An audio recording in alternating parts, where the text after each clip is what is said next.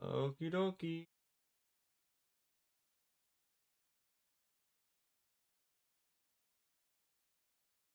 Perfect.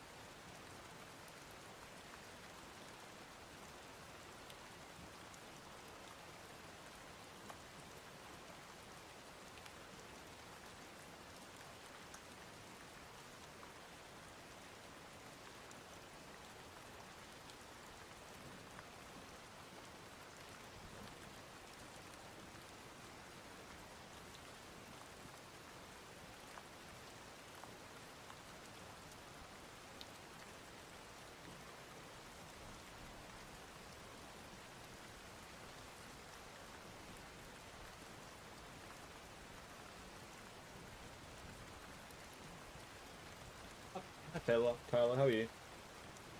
How you going?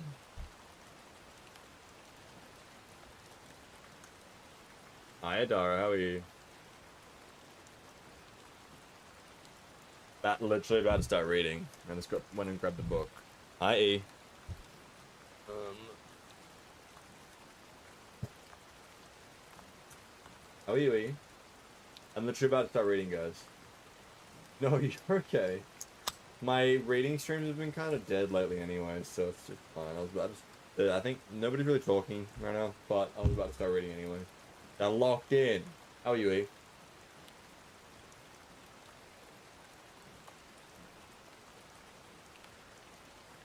Well, I'm glad you just randomly woke up and decided to come. Yeah. I'm going good. I'm a little tired, but um, I've locked into reading every evening. That's what I'll do.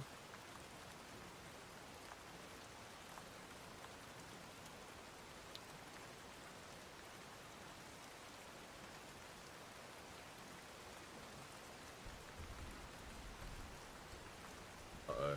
We have a big chapter tonight, guys. Oh. Okay, I'm starting reading right now. Sorry for those who are wanting to talk. The chapter is huge. If I don't start reading right now, I'm never going to finish it because it is a massive chapter. And my throat is already getting sore from all this. Okay, here we go. Huge chapter. Harry Potter and the Prisoner of Azkaban, Chapter 21, Hermione's Secret. Shocking business. Shocking. Miracle, none of them died. Never heard the like. Thunder, it was lucky you were there, Snape. Thank you, Minister. Order of Merlin, second class, I'd say. First class if I can wangle it. Thank you very much indeed, Minister. Nasty cut you got there. Black's work, I suppose. As a matter of fact, it was Potter, Weasley, and Granger, Minister. No! Black had bewitched them. I saw it immediately.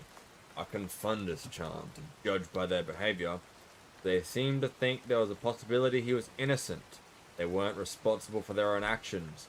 On the other hand, their interference might have permitted Black to escape. They obviously thought they were going to catch Black single-handed. They've got away with a great deal before now. I'm afraid it's given them the higher opinion of themselves. And of course, Potter has always been allowed an extraordinary amount of license by the headmaster. Ah, well, Snape. Harry Potter. You know, we've all got a bit of a blind spot where he's concerned. And yet, is it good for him to be given so much special treatment? Personally, I try to treat him like any other student, and any other student would be suspended, at the very least, for leading his friends into danger. Consider, Minister, against all school rules, after all the precautions put in place for his protection, out of bounds at night, consorting with a werewolf and a murderer. And I have reason to believe he has been visiting Hogsmeade illegally too. Well, well, we shall see, Snape. We shall see. The boy has undoubtedly been foolish. Harry lay listening, his eyes shut tight. He felt very groggy. The words he was hearing seemed to be travelling very slowly from his ears to his brain, so that it was difficult to understand it. His limbs felt like lead, his eyeball lids too heavy to lift. He wanted to lie here, on his comfortable bed forever. What amazes me most is those behavior of the Dementors. You've really got no idea how they've managed to retreat, Snape. No, Minister. By the time I had come round, they were heading back to their positions at the entrance. Extraordinary! And yet Black and Harry, and the girl, all unconscious by the time I reached them. All unconscious by the time I reached them. I bound and gagged Black, naturally, conjured sketches and brought them all straight back to the castle. There was a pause. Harry's brain seemed to be moving a little faster as it did. A gnawing sensation grew in the pit of his stomach. He opened his eyes. Everything was slightly blurred. Something had removed his glasses. He was lying in the dark hospital wing, At the very end of the ward, he could make out Madame Pomfrey with her back to him, bending over a bed. Harry squinted. Ron's red hair was visible beneath Madame Pomfrey's arm. Harry moved his head over the pillow. In the bed to his right lay Hermione. Moonlight was falling across her bed. Her eyes were open too. She looked petrified, and when she saw that Harry was awake, pressed a finger to her lips, then pointed to the hospital wing door. It was ajar, and the voices of Cornelius Fudge and Snape had been coming from the corridor outside. Madame Pomfrey now came walking briskly up the dark ward to Harry's bed. He turned to look at her. He was carrying the largest block of chocolate he had ever seen in his entire life. It looked like a small boulder. "Ah, you're awake," she said briskly. She placed the chocolate on Harry's bedside table and began breaking it apart with a small hammer. "How's Ron?" said Harry and Hermione together. "He'll live," said Madame Pomfrey grimly. "As for the two of you, you shall be staying here until I'm satisfied you're... Potter, what do you think you're doing?" Harry was sitting up, putting his glasses back on and picking up his wand.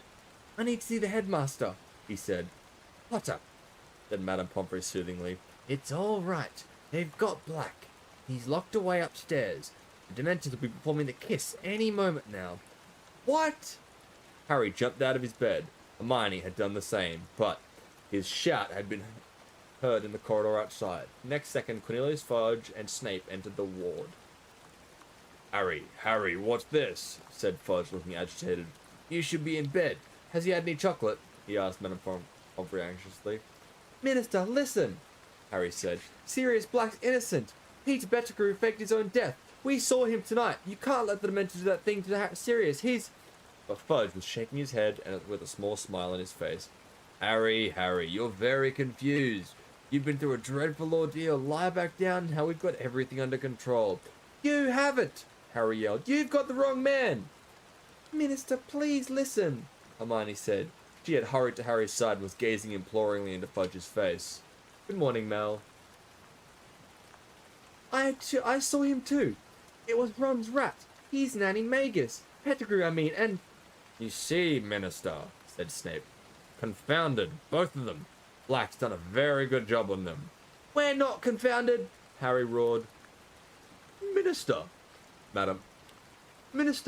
Professor," said Madame Pomfrey angrily, "I must insist that you leave this place at once. Potter is my patient, and he should not be distressed." "I'm not distressed. I'm telling them what happened," Harry said furiously. "If they just listen..." But Madame Pomfrey suddenly stuffed a large chunk of chocolate into Harry's mouth. He choked, and she seized the opportunity to force him back into bed. "Now, please, Minister, these children need care. Please leave." The door opened again. It was Dumbledore. Harry swallowed his mouthful of chocolate with great difficulty and got up again. "Professor Dumbledore, Sirius Black!"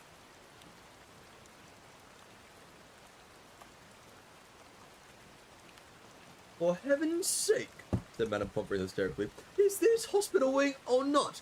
Headmaster, I must insist." "My apologies, Poppy, but I need a word with Mr. Potter and Miss Granger," said Dumbledore calmly. "I have just been talking to Sirius Black." "I suppose he's told you the same fairy tale he's planted in Potter's mind," spat Snape. "Something about a rat and Pettigrew being alive." "That indeed is Black's story," said Dumbledore, surveying Snape closely through his half-moon spectacles. And does my evidence count for nothing?" Snape snarled. Peter Pettigrew was not in the Shrieking Shack, nor did I see any sign of him on the grounds." "That was because you were knocked out, Professor," said Hermione earnestly. "You didn't arrive in time to hear..." "Miss Granger, hold your tongue." "Now, Snape," said Fudge startlingly. "The young lady is disturbed in her mind. We must make allowances." "I would like to speak to Harry and Hermione alone. Thank you, Jennifer," said Dumbledore abruptly. "Cornelius, Severus, Poppy, please leave us." "Headmaster," sputtered Madame Pomfrey, "they need treatment. They need rest." "This cannot wait," said Dumbledore. "I must insist." Madame Pomfrey pursed her lips and strode away into her office at the end of the ward, slamming the door behind her. Fudge consulted the large golden pocket watch which dangled from his waistcoat. Thank you for the follow, Jennifer. The Dementors should have arrived by now, he said. I'll go and meet them. Dumbledore, I'll see you upstairs. He crossed to the door and held her open for Snape, but Snape didn't move. You surely don't believe a word of Snape's story, Snape whispered. Black's story, Snape whispered, his eyes fixed on Dumbledore's face. I wish to speak to Harry and Hermione alone, Dumbledore repeated. Snape took a step towards Dumbledore. Sirius Black showed he was capable of murder at the age of 16, he breathed. You haven't forgotten that, Headmaster. You haven't forgotten that he once tried to kill me. My memory is as good as it ever was, Severus, said Dumbledore quietly. Snape turned on his heel and marched to the door Fudge was still holding open. It closed behind them, and Dumbledore turned to Harry and Hermione. They both burst into speech at the same time. Professor, Black's telling the truth. We saw Pettigrew. He escaped when Lupin turned into a werewolf. He's a rat. Pettigrew's finger. He cut it off. Pettigrew attacked Ron. It wasn't serious. But Dumbledore held up a hand to stem the flood of explanations. It is your turn now to listen, and I beg you will not interrupt me, as there is very little time, he said quietly. There is not a shred of proof to support Black's story except your word, and the word of two 13-year-old wizards will not convince anybody. A street full of eyewitnesses swore they saw Sirius murder Pettigrew. I myself gave evidence to the Ministry that Sirius had been with the Potter's secret keeper. Professor Lupin can tell you, Harry said, unable to stop himself. Professor Lupin is currently deep in the forest, unable to tell anyone anything. By the time he is human again, it will be too late. Sirius will be worse than dead. I might add that the werewolves are so mistrusted by our kind that his support will count on for very little, and the fact he and Sirius are old friends. But listen to me, Harry. It is too late. Do you understand me? You must see that Professor Snape's version of events is far more convincing than yours. He hates Sirius, said Hermione desperately, all because of some stupid trick Sirius played on him. Sirius has not acted like an innocent man. The attack on the fat lady, entering Gryffindor Tower with a knife. Without Pettigrew dead or alive, we have no choice of turning Sirius's sentence. But you believe us? Yes, I do, said Dumbledore quietly, but I have no power to make other men see the truth, or to overrule the Ministry of Magic. Harry stared up into the grave face and felt as though the ground beneath him was falling sharply away. He had grown used to the idea of Dumbledore could solve anything. He had expected Dumbledore to pull some amazing solution out of thin air, but no, their last hope was gone. What we need, said Dumbledore slowly, and his light blue eyes moved from Harry to Hermione. More time. But Hermione began, and then her eyes became very round. Oh! Now, pay attention, said Dumbledore, speaking very lowly and clearly. Sirius is locked in Professor Flitwick's office on the 7th floor. 13th window from the right of the West Tower. If all goes well, you will be able to save more than one innocent life tonight. But remember this, both of you. You must not be seen. Miss Granger, you know the law. You know what is at stake. You must not be seen. Harry didn't have a clue what was going on. Dumbledore turned on his heel and looked back as he reached the door. I'm going to lock you in. It is...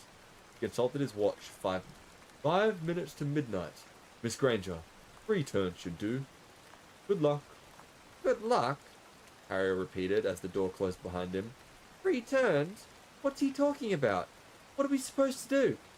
But Hermione was fiddling with her neck and the neck of her robes, pulling something from beneath them, a very long, very fine gold chain.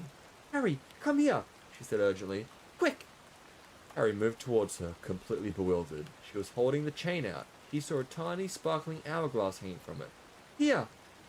He had thrown the chain around his neck too. Ready? He said breathlessly. What are we doing? Said Harry, completely lost. Hermione turned the hourglass over 3 times. Dark ward dissolved. Harry had the sensation that he was flying, very fast, backward. A blur of colours and shapes rushed past him. His ears were pounding. He tried to yell, but couldn't hear his own voice. Thank you for the heart, me, Annie. And then he felt solid ground beneath his feet, and everything came into focus again. He was standing next to Hermione in the deserted entrance hall, and a stream of golden sunlight was falling across the paved floor from the open front doors. He looked wildly around at Hermione, chain of the hourglass cutting into his neck. Hermione, what? In here! Hermione seized Harry's arm and dragged him across the hall to the door of the broom cupboard. He opened it, pushed him inside amongst the buckets and mops, followed him in, and slammed the door behind him. What? Hermione, what happened? We've gone back in time, Hermione whispered, lifting the chain of Harry's neck in the darkness. 3 hours back. Harry felt his own leg and gave it a very hard pinch. It hurt a lot, which seemed to rule out the possibility that he was having a very bizarre dream. But, shh! Listen! Someone's coming! I think it might be us! Hermione held out her ear, pressed against the door cupboard. Footsteps across the hall. Yes, I think this is us going to Hagrid's. Are you telling me, Harry whispered, that we're here in this cupboard and we're out there too? Yes, said Hermione, her ear still glued to the cupboard. I'm sure it's us. Doesn't sound like more than 3 people. And we're walking slowly, but we're under the invisibility cloak. He broke off, still listening intently. We've just gone down this front steps. Hermione sat down in the upturned bucket, looking desperately anxious. Harry wanted a few questions answered. Where did you get that hourglass thing? It's called the Time Turner, Hermione whispered. And I got it from Professor McGonagall on our first day back. I've been using it all year to get to my lessons. Professor McGonagall made me swear I wouldn't tell anyone. She had to write all sorts of letters to the Ministry of Magic so I could have one. She had to tell them that I was a model student and that I'd never use it for anything except my studies. I've been turning it back so I do hours over and over again. That's how I've been making several lessons at once, see? But, Harry, I don't understand what Dumbledore wants us to do. Why did he tell us to go back 3 hours? How's that going to help Sirius? Harry stared at her shadowy face. There must be something that happened around now that he wants us to change, he said slowly. What happened? We were walking down to Hagrid 3 hours ago. This is 3 hours ago, and we are walking down to Hagrid's, said Hermione. We've just heard ourselves leaving. Harry frowned. He felt as though he was screwing up his own brain in concentration. Dumbledore just said we could save more than one innocent life. And then it hit him. Hermione, we're going to save Buckbeak. What? How will we help that help save Sirius? Dumbledore said. He told us where the window is. Window of Flitwick's office, where they've got Sirius locked up. We've got to fly Buckbeak up to the window and rescue Sirius. Sirius can escape on Buckbeak. They can escape together. From what Harry could see of Hermione's face, she looked terrified. If we manage this without being seen, it'll be a miracle. Well, we've got to try, haven't we? Said Harry. He stood up and pressed his own ear against the door. Doesn't sound like anyone's out there. Come on, let's go. Harry pushed the cupboard door open again. The entrance hall was deserted. As quickly and as quietly as they could, they darted out of the cupboard and down the stone steps. The shadows were already lengthening at the tops of the trees in the Forbidden Forest, gilded once more than with gold. If anyone's looking out the window, Hermione squeaked, looking at the castle. We'll run for it, said Harry determinedly. Straight into the forest, all right? We'll have to hide behind the tree or something and keep a lookout. But...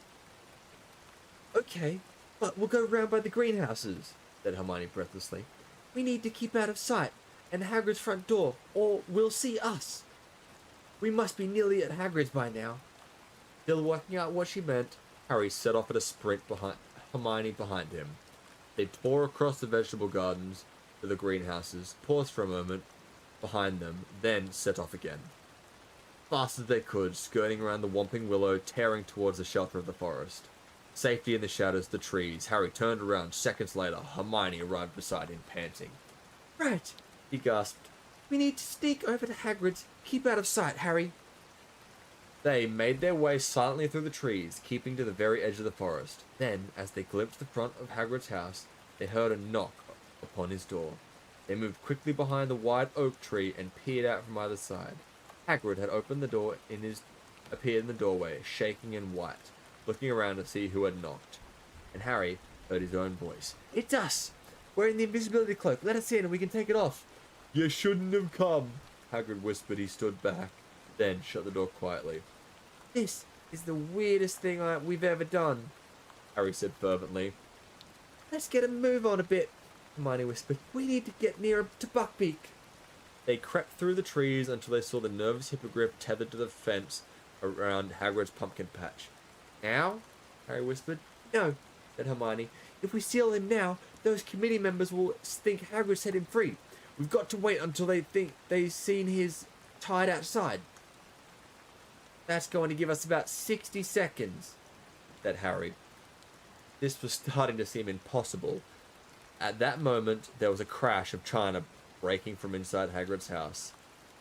That's Hagrid breaking the milk jug, Hermione whispered. I'm going to find Scabbers in any moment. Sure enough, a few seconds later, they heard Hermione's shriek of surprise. Hermione, Harry said suddenly, what if we just run in there and grab Pettigrew? No, said Hermione in a terrified whisper. Don't you understand? We're breaking one of the most important wizarding laws. Nobody's supposed to change time. Nobody. You heard Dumbledore. If we're seen... We've only been seen by ourselves and Hagrid. Harry, what do you think you'd do if you saw yourself bursting into Hagrid's house? Said Hermione. I'd think I'd gone mad, said Harry. Or I'd think there was some dark magic going on. Exactly. You wouldn't understand. You might even attack yourself. Don't you see? Professor McGonagall told me awful things have happened when wizards meddle with time. Loads of them end up killing their past or future selves by mistake. Okay, said Harry. It was just an idea. I just thought... But Hermione nudged him and pointed back towards the castle. Harry moved his head a few inches to get a clear view of the distant front doors. Dumbledore, Fudge, the old committee member, and McNair, the executioner, were coming down the steps. We're about to come out, Hermione breathed. And sure enough, moments later, Hagrid's back door opened and Harry saw himself, Ron, and Hermione walking past out of sight.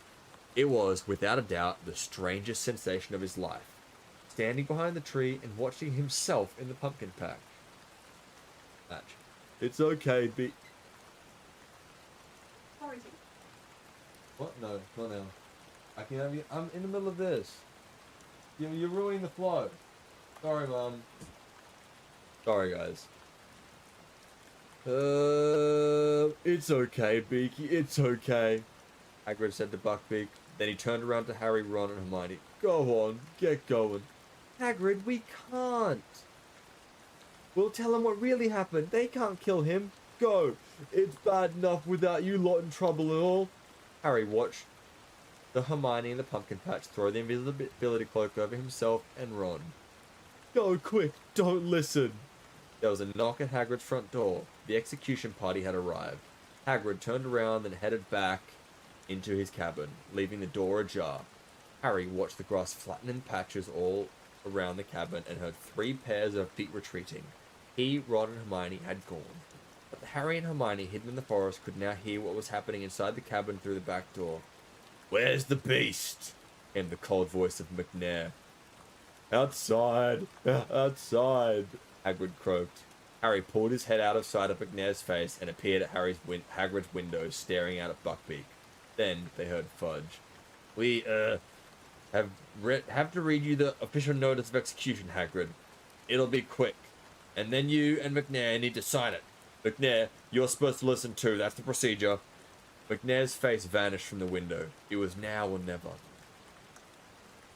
Wait here, Harry whispered to Hermione. I'll do it. As Fudge's voice started again, Harry darted out from behind the tree, bolted the fence in the pumpkin patch, and approached with Black. Buckbeak. It is the decision of the Committee for the Disposal of Dangerous Creatures that the Hippogriff Buckbeak, hereafter called the Condemned, shall be executed on the 6th of June at sundown. Careful not to blink, Harry stared up into Buckbeak's fierce orange eyes once more and bowed. Buckbeak sank his scaly knee and then stood up again. Harry began to fumble with the rope, trying Buckbeak to the fence. Sentenced to the execution by beheading, to be carried out by the committee's appointed executioner, Walder McNair. Come on, Buckbeak, Harry murmured. Come on. We're going to help you quietly. Quietly. At witness below. Hagrid, you sign here. Harry threw all his weight into the rope, but Buckbeak had dug in with his feet. "Well, let's get this over with," said the reedy voice of committee member from inside Hagrid's cabin. "Hagrid, perhaps it would be better if you stayed inside." "No, I want to be with him. I don't want him to be alone." Footsteps echoed within the cabin. "Buckbeak, move!" Harry hissed. Harry tugged harder at the rope around Buckbeak's neck. The hippogriff began to walk, rustling its wings irritably. They were still 10 feet away from the forest, in plain view of Hagrid's back door. One moment, please. McNair," came Dumbledore's voice. "You need to sign too." The footsteps stopped. Harry heaved on the rope. Buckbeak snapped his beak and walked a little faster. Hermione's white face was sticking out from behind a tree. "Harry, hurry!" he mouthed. Harry could still hear Dumbledore's voice talking from within the cabin. He gave the rope another wrench. Buckbeak broke into a grudging trot. They had reached the trees. "Thank you for the like, Jennifer." "Quick, quick!" Hermione moaned, darting out of sight from behind the tree, seizing the rope too and adding her weight to make Buckbeak move faster. Harry looked over his shoulder. They were now blocking sight. They couldn't see Hagrid's garden at all. "Stop!" he whispered to Hermione. "They might hear us." Hagrid's back door had opened with a bang. Harry, Hermione, and Buckbeak stood quite still. Even the hippogriff seemed to be listening intensely. Silence. Then, "Where is it?"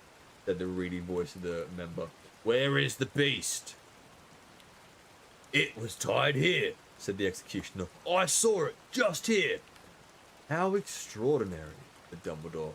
There was a note of amusement in his voice. "Beaky," said Hagrid huskily. There was a swishing noise and the thud of an axe. The executioner seemed to have swung it into the fence in anger. And then came the howling, and this time they could hear Hagrid's words from his sobs. "Gone! Gone! Bless his little beak, he's gone! Must have pulled himself free! Beaky, you clever boy!" Buckbeak started to strain against the rope, trying to get back to Hagrid. Harry and Hermione tightened their grip and dug their heels into the forest floor to stop him. "Someone untied him," said the executioner, snarling. "We should search the grounds. The forest." "Hi, Crank. Hi, Rot." "McNair, if Buckbeak was indeed stolen, do you really think this thief will still have led him away on foot?" said Dumbledore, still standing amused. "Search the skies, if you will, Hagrid. I could do with a cup of tea. Or a large brandy." "Oh, of course, Professor," said Dumbledore, who sounded weak with happiness. Come in, come in." Harry and Hermione listened closely. They heard footsteps, the soft cursing of the executioner, the snap of the door, and then silence once more. "Now what?" Harry whispered, looking around. "We'll have to hide in here," said Hermione, who looked very shaken. "We need to wait until they've gone back to the castle. Then we'll wait till it's safe to fly Buckbeak up to Sirius's window. He won't be there for a couple of hours. Oh, this is going to be difficult." She looked nervously over her shoulder into the depths of the forest. The sun was setting now. "We're going to have to move," Harry said, thinking hard. "We've got to be able to see the Whomping Willow, or we won't know what's going on." "Okay," said Hermione, getting a firmer grip on Buckbeak's rope. "But we've got to keep out of sight, Harry. Remember." They moved around the edge of the forest, darkness falling thickly around them, until they were hidden behind a clump of trees through which they could make out the Whomping Willow. "There's Ron," Harry said suddenly. Dark figure was sprinting across the lawn, and its shout echoed through this night air. "Get away from him! Get away! Scabbers, come here!" And then they saw two more figures materialize out of nowhere. Harry watched himself and Hermione chasing after Ron. Then he saw Ron dive. "Gotcha! Get off, you stinking cat!" "They're Sirius," said Black. The great shape of the dog had bounded out from the roots of the willow. They saw him bowl Harry over, then seize Ron. "Looks even worse from here, doesn't it?" said Harry, watching the dog pulling Ron into the roots. "Ouch! Look, I just got whomped by the tree, and so did you. This is so weird." The Whomping Willow was creaking and lashing out its lower branches. They could see themselves darting here and there, trying to reach the trunk. And then the tree froze. "That was Crookshanks pressing the knot," said Hermione. "And there we go," Harry muttered. "We're in." The moment they disappeared, the tree began to move again. Seconds later, they heard footsteps quite close by. Dumbledore, McNair, Fudge, and the old committee member were making their way up to the castle. Right after we'd gone down the passage, said Hermione. If only Dumbledore had come with us. McNair and Fudge would have come too, said Harry bitterly. I bet you anything Fudge would have told McNair to murder Sirius on the spot. They watched the four men climb the castle steps and disappear from view. For a few minutes, the scene was deserted. And then, here comes Lupin, said Harry, as they saw another figure sprinting down the stone steps and hurrying towards the willow. Harry looked up in the sky. Clouds were obscuring the moon completely. They watched Lupin seize the broken branch from the ground and prod the knot on the trunk. The tree stopped fighting, and Lupin too disappeared into the gap in its roots. If only he'd grabbed the cloak, said Harry. It's just lying there. He turned to Hermione. If I dashed out now and grabbed it, Snape would never be able to get it, and... Harry, we mustn't be seen. How can you stand this? He asked Hermione fiercely. Just standing here and watching it happen. He hesitated. I'm going to grab the cloak. Harry, no! Hermione seized the back of Harry's robes, not a moment too soon. Just then they heard a burst of song. It was Hagrid making his way up to the castle, singing at the top of his voice and weaving slightly as he walked. A large bottle was swinging from his hands. See? Hermione whispered. See what would have happened? We've got to keep out of sight. No, Buckbeak! The Hippogriff was making frantic attempts to get to Hagrid again. Harry seized his ropes too, straining to hold Buckbeak back. They watched Hagrid meander tipsily up to the castle. He was gone. Buckbeak stopped fighting to get away. His head drooped sadly. Barely 2 minutes later, the castle doors flew open yet again, and Snape came charging out from them, running toward the willow. Harry's fist clenched as they watched Snape skid to a halt next to the tree. Looking around, he grabbed the cloak and held it up. Get your filthy hands off it! Harry snarled under his breath. Shh! Snape seized the branch Lupin had used to freeze the tree, prodded the knot, and vanished from view as he put on the cloak. So that's it, said Hermione quietly. We're all down there, and now we've just got to wait until we get back up again. He took the end of Buckbeak's rope and tied it securely around the nearest tree, and then sat down on the dry ground, arms around her knees. Harry, there's something I don't understand. Why didn't the Dementors get Sirius? I remember them coming, and then I think I passed out. There were so many of them. Harry sat down too. He explained what he'd seen. How, as the nearest Dementor had lowered its mouth to Harry's, a large silver something had come galloping across the lake and forced the Dementors to retreat. Hermione's mouth was slightly open by the time Harry finished. What was it? There's only one thing it could have been to make the Dementors go, said Harry. A real Patronus. A powerful one. But who conjured it? Harry didn't say anything. He was thinking back to the person he'd seen on the other side of the lake. He knew he thought it had been. But how could it have been? Prisoner of Azkaban, 2K. Didn't you see what they looked like? Said Hermione eagerly. Was it one of the teachers? No, said Harry. He wasn't a teacher. But he must have been really powerful to drive all those Dementors away. If the Patronus was shining so brightly, didn't it light him up? Couldn't you see? Yeah, I saw him, said Harry slowly. But maybe I imagined it.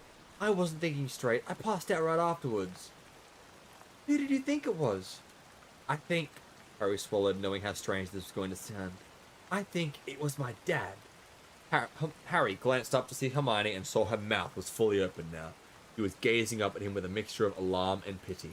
Harry, your dad's, well, dead, he said quietly. I know that, said Harry quickly. You think you saw a ghost? I don't know. No, he looked solid. But then, maybe I was seeing things, said Harry. But from what I could see, it looked like him. I've got photos of him. Hermione was still looking around, looking at him as though worried about his sanity. I know it sounds mad, said Harry flatly.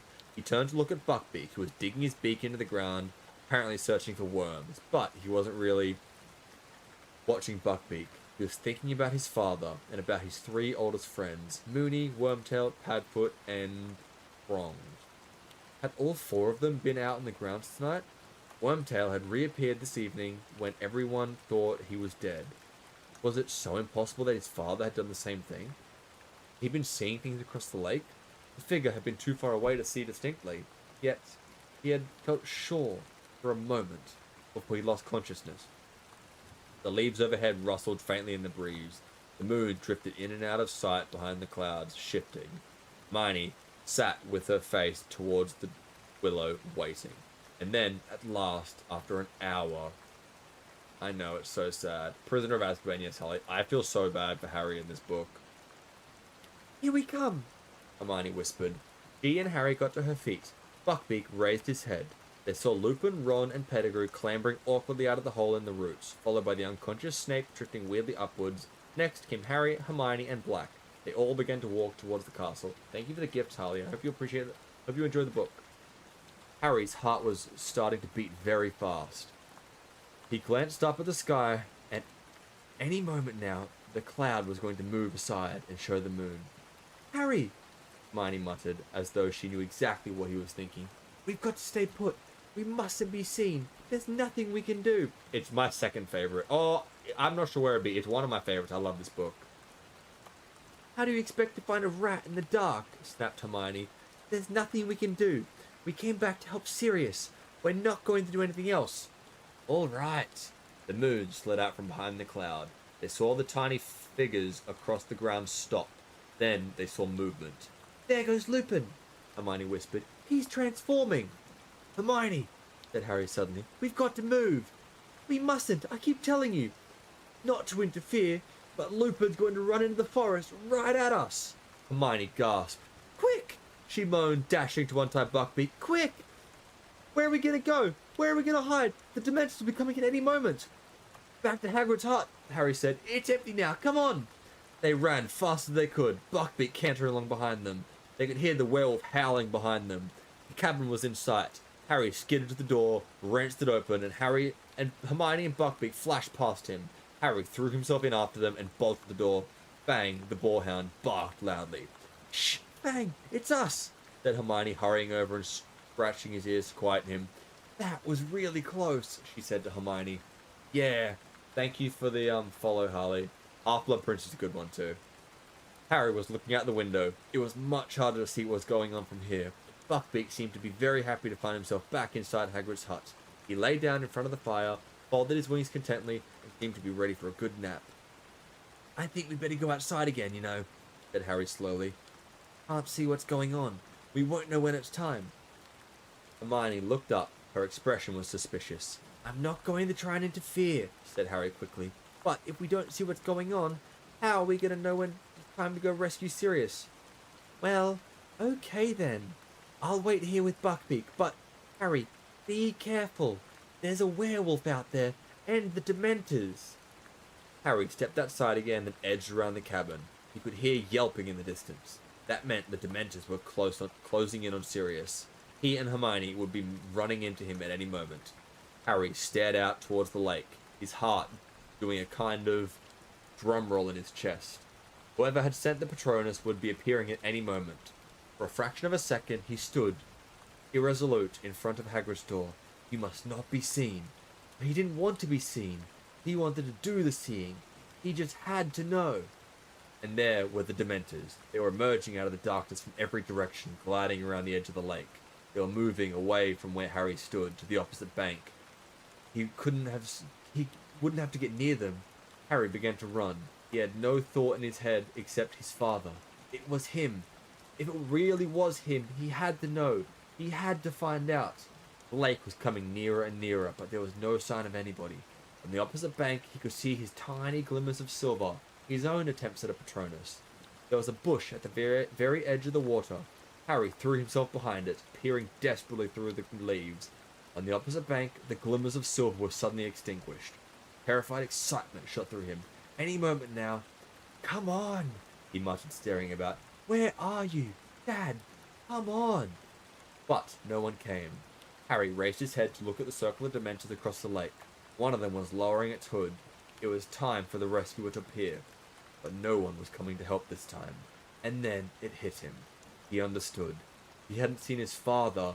He had seen himself. Harry flung himself out from the bush and pulled out his wand.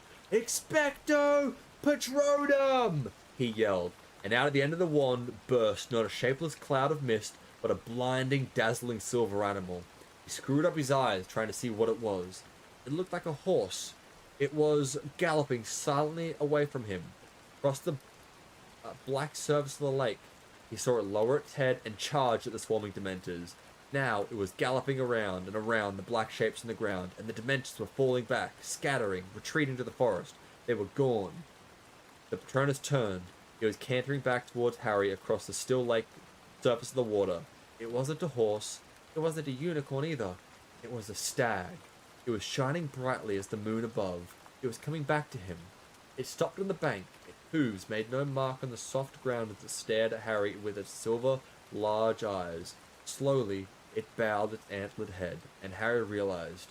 "Prongs," he whispered. But, as his trembling fingertips stretched towards the creature, it vanished. Harry stood there, hands still outstretched. Then, with a great leap of his heart, he heard hooves from behind him. He whirled around and saw Hermione dashing towards him, dragging Buckbeak behind her. "What did you do?" she said fiercely. "You said you were only going to keep a lookout." "I just saved our lives," said Harry. "Get behind here, behind the bush. I'll explain." Hermione listened to what had just happened with her mouth open again.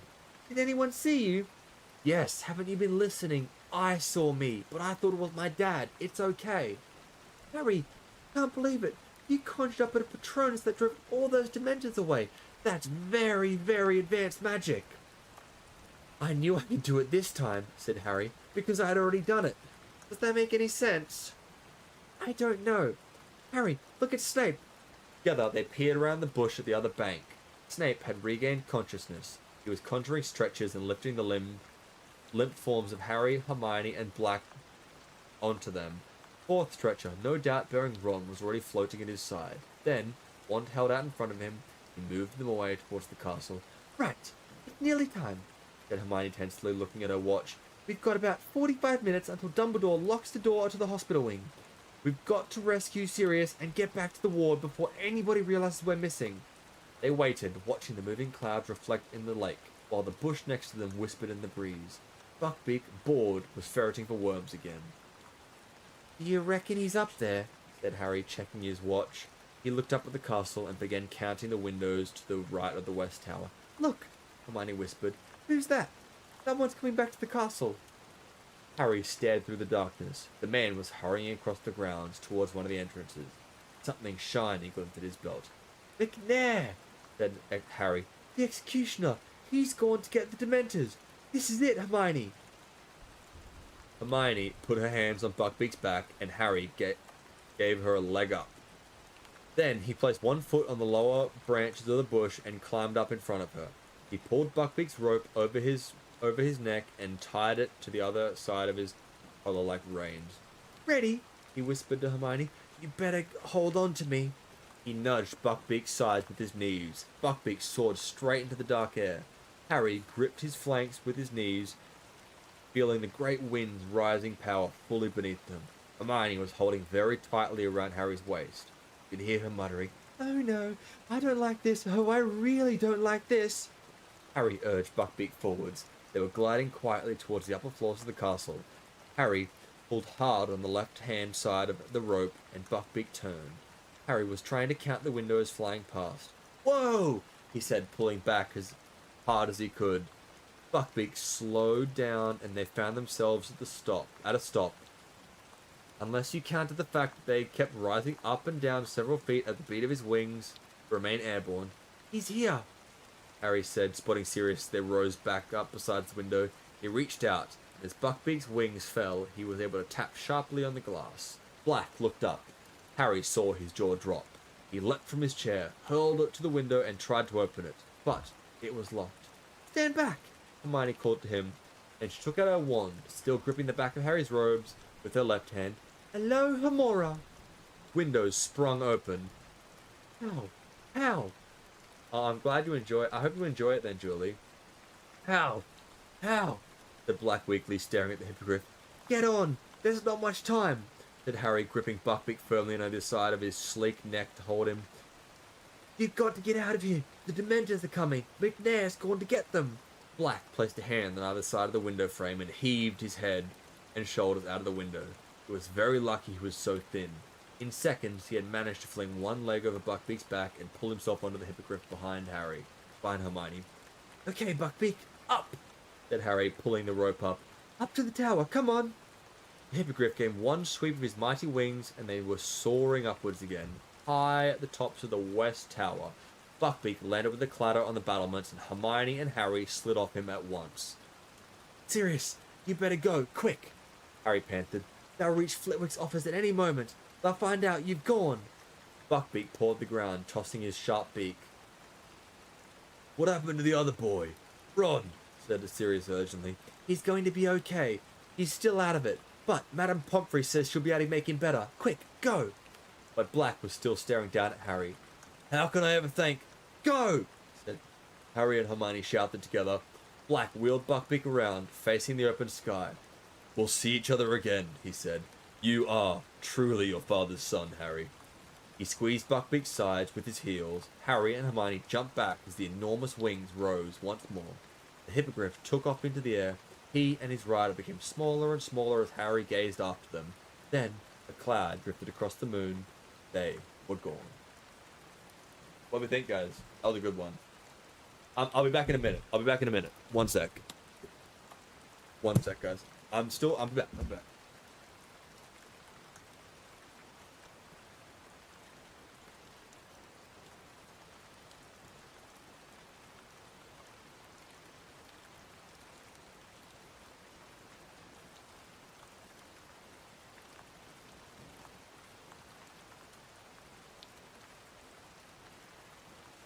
Yeah.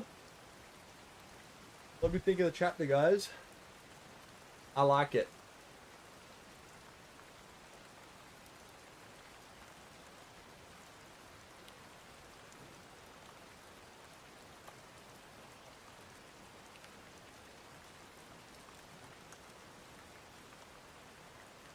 Yeah, that was a good chapter. That chapter there, is my favorite in the entire book. I think we have one more chapter tomorrow. Give me a sec.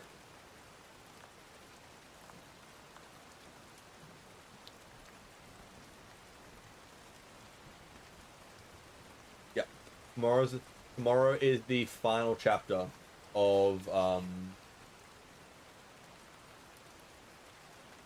Prisoner of Azkaban, and then we go on to The Goblet of Fire. My favorite personal movie and book. Also, guys, can we just take a moment to see how sick is that? That's the artwork in the back of the artwork at the back of the flippin' Slytherin edition of book set. So sick.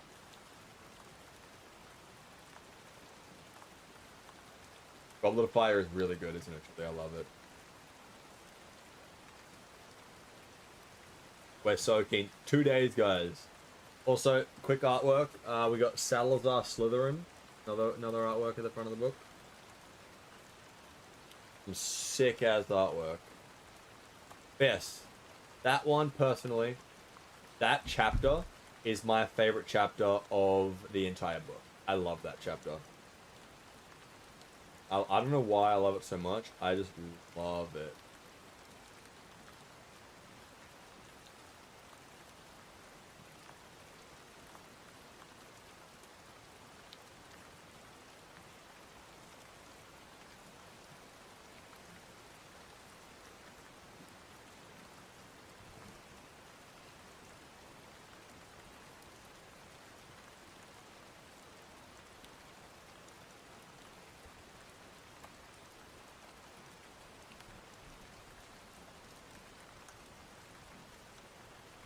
But yeah, I enjoyed that one. The next chapter's not too long. It's just like closing up the Oh, I'm sorry, Kendall. It's that I read at the same time every time because a lot of people, like for example Adara, I think Adara uses it like as a morning, it's like a morning thing, what she does when she wakes up, and a lot of people in Australia use it as like a bedtime, like the nighttime thing, and I do usually finish the live at about 10 p.m, which is when I go to bed. I can't really push it back at all, I'm sorry.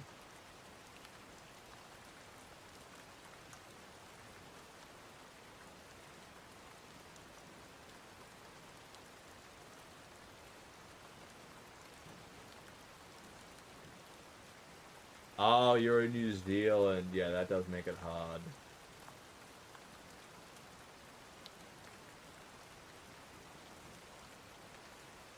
Yeah, buddy.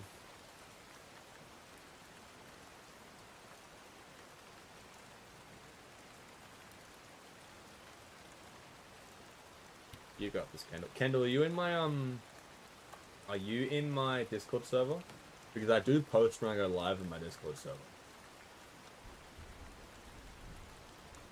Every evening. Every time I go live, I always post.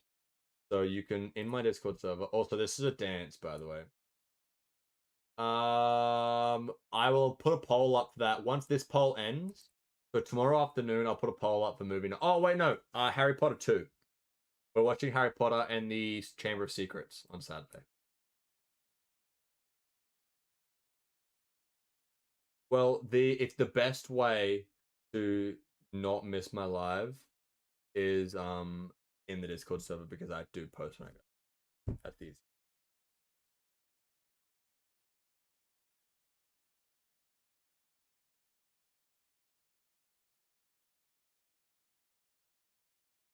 Yeah, buddy, I'm so keen.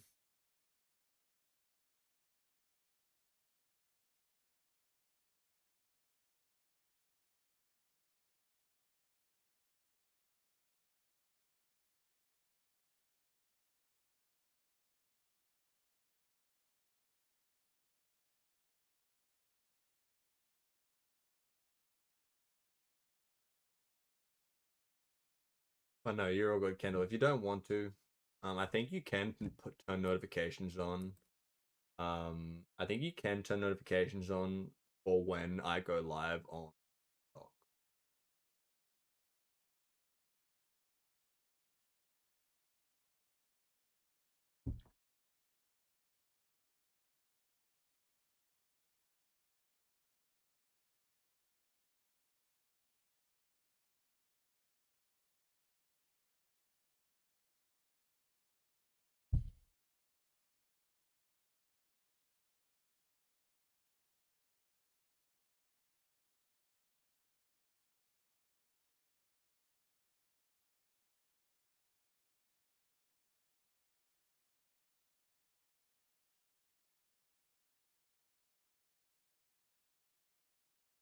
Awesome. Well, I look forward to seeing you in the next reading stream.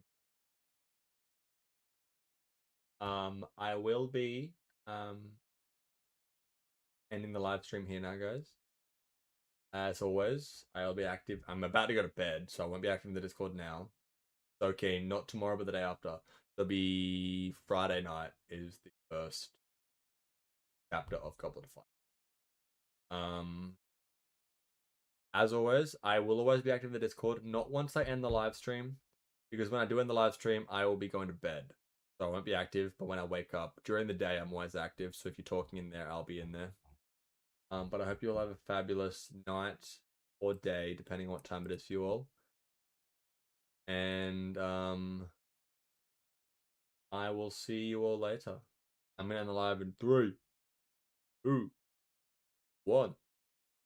Bye bye. You are so welcome, sir.